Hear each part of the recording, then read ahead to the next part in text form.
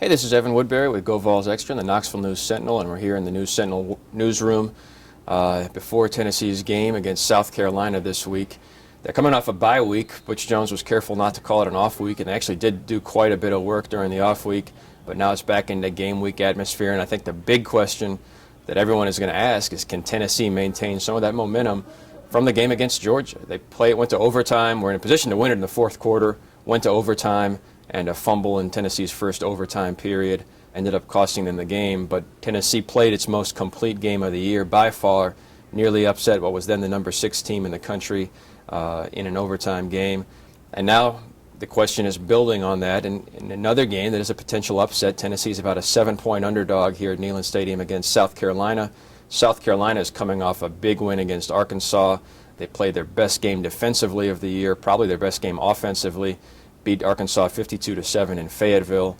And a lot of the questions that have surrounded South Carolina seem to be answered by that game, especially on defense and especially with Jadeveon Clowney, who's been one of the big storylines of this week and this year.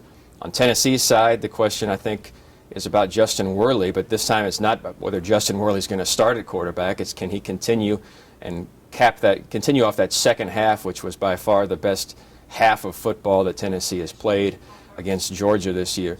And you know, Justin Worley did the things that they want him to do, which is to not throw turnovers, not throw interceptions, be consistent, manage the offense. He got some help from his receivers with some great catches, and that's a point of emphasis going forward, is making sure he has that same kind of wavelength with his receivers that really looked like it was finally clicking for the Vols against Georgia in the second half.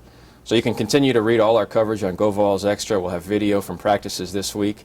Plus, if you have any questions for me about the upcoming game or anything related to the Tennessee football team, just send them my way on Twitter at Tennessee Beat, or send them on Twitter to Go Vols Extra. We'll answer your questions on a video later this week. I'm Evan Woodbury with the Go Vols Extra, and thanks for watching.